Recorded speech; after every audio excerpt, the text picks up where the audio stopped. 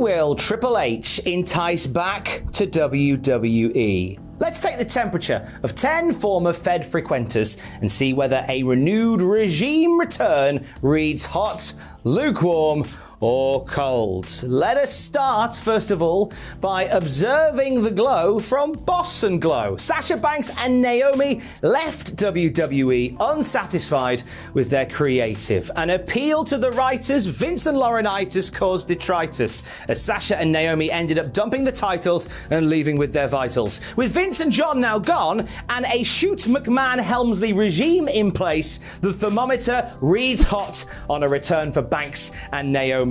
At time of recording, there is already some contractual conversations occurring between the sides. And I tell you what, there is a WTF moment screaming right now to see the champs stepping up to the winners of the women's tag team title tournament. That seems a very obvious re-entry point into the WWE universe, doesn't it?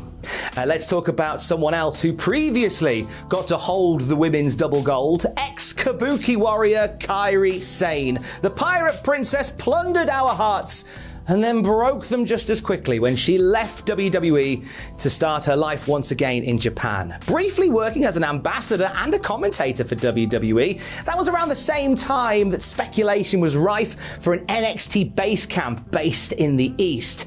However, the sun set on that idea when her WWE contract expired in December. She has since made a stunning Stardom return at World Climax, and despite following the compass back to her old stomping ground, Kyrie is not cold on dropping anchor back in a familiar bay, as the water is looking lukewarm here. Asuka even half teased a Kabuki Warriors reunion for the tag team title tournament, something that the internet seemed pretty into, myself included. Triple H is a big fan of what Kyrie is about as well, and if she were willing to charter a boat due west once more, I think she'd no doubt be rewarded by...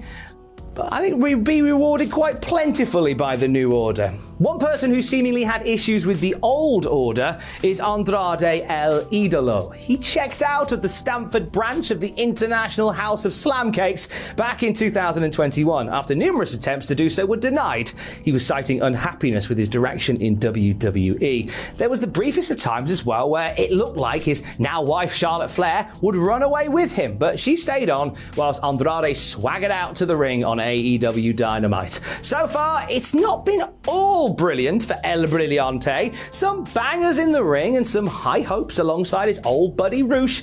But when you're liking tweets from people saying you're being misused, that's a troubling sign. Plus, Andrade's forbidden door being shut wouldn't have sat well either. Andrade is lukewarm on our scale. He has proved that regardless of how big the company is, he will happily pack his bags and say goodbye if he's not feeling it. A WWE return would feel unimaginable in any other timeline, but in this one, I could maybe see an olive branch being extended to a Sombra El Sombra.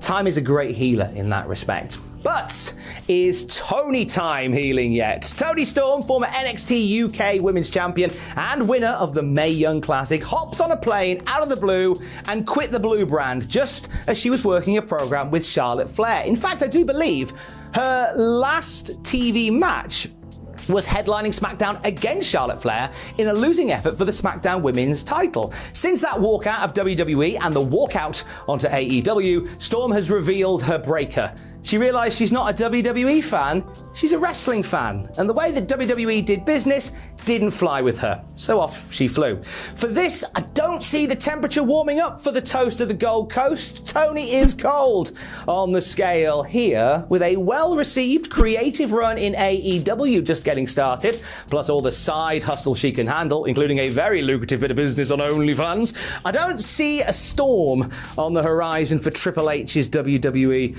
anytime soon. Let's spill the tea and have a cup of Joe now. It was game over for Samoa Joe in WWE back in 2021, but the game hit continue before the timer ran out, and Joe returned as part of Triple H's NXT. First as an enforcer, then as a challenger, and then as a champion. Joe wouldn't get to flex his muscle busters as top guy though, as an alleged injury would force him to vacate the title conveniently in time for the premiere of NXT 2.0. Joe wouldn't return to television and would be be decisively released a short while later. Triple H, now out of the picture at this point due to health issues, couldn't stop the countdown this time, and Samoa Joe went back to the start screen. Would Samoa Joe go to the Paul Levesque show? It's a lukewarm cup that we are nursing right now. Joe's factored into Tony Khan's Ring of Honor revival, so that would contractually be his focus for now at least. And he'll no doubt have the best time in doing it as well. He's a heck of a name to get on that ROH roster. But Triple H is a fan, and he could drive a hard bargain when the time is right. And when we talk about Triple H favourites, we have to mention William Regal. Oh, hello, my little marshmallow. Yum, yum, yum. He's good on comms. I love him.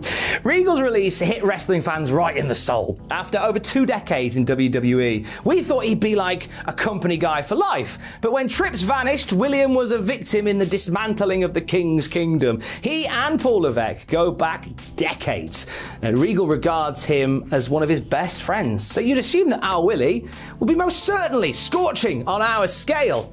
But actually, the real man's real feel is cold. Currently, William Regal is having a career renaissance. He's working on screen with the incredible talent in the Blackpool Combat Club. He's getting to entertain on screen every week, and he's currently putting together a time capsule's worth of road stories and wrestling guides in his Gentleman Villain podcast.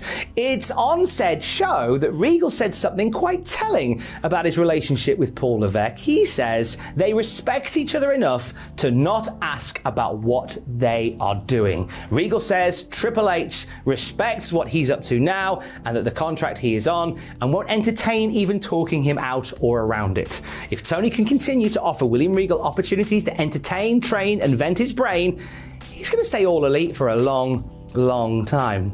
How disputed is undisputed, though?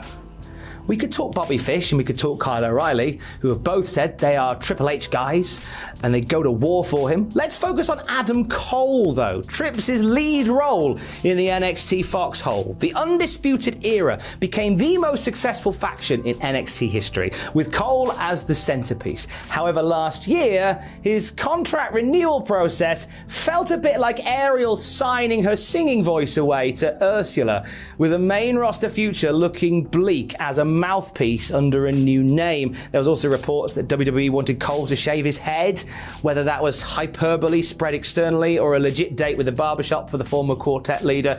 It's inconsequential because Cole took a gamble on All Elite Wrestling instead.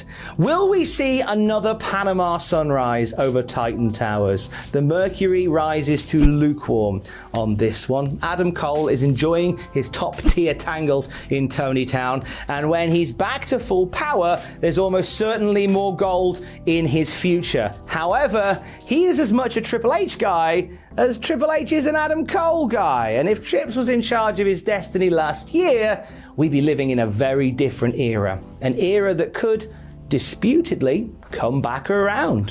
One of Cole's biggest rivals before stepping over the black and gold threshold is another guy whose name is popping up a lot lately. You could call him Johnny Name Pop Up a lot.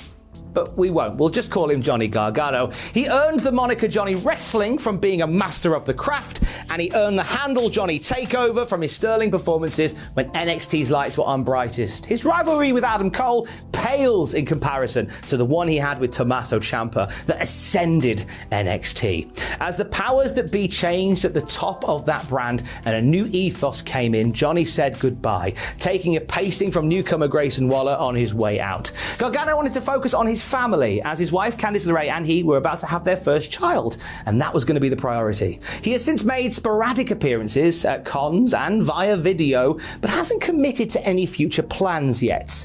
However, Johnny chatter got louder when Vince McMahon took a powder, and Johnny is burning hot on the thermometer right now. He has trended almost weekly since Triple H started his tenure, and a reunion with former DIY tag partner Ciampa has even been teased on TV. It feels like not if Gargano will Gargan go, it's when.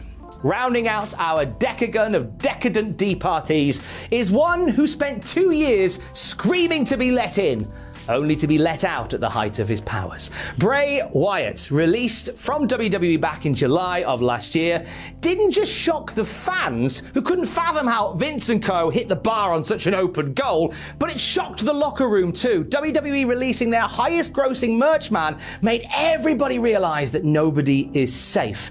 In recent times, stories have come out of Bray Wyatt butting heads with Vince McMahon, questioning the creative direction or lack thereof. The result from Vince was apparently, allegedly, fat shaming and a future endeavouring. Sources close to Vince have said that McMahon had simply no clue how to book the Fiend storyline, and because Bray challenged him on it so much, he was disinterested in doing so by the end. However, this is a bold new era, with somebody in charge who would be happy to let Bray take the reins on the reign of the Fiend, which is why a Bray return is reading hot on the scale. Wyndham Rotunda re-entering the WWE atmosphere without having to fight against the tide would make some incredible waves in the wrestling world, don't you think?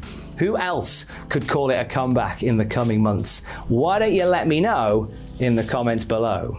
Stay safe and love you, bye.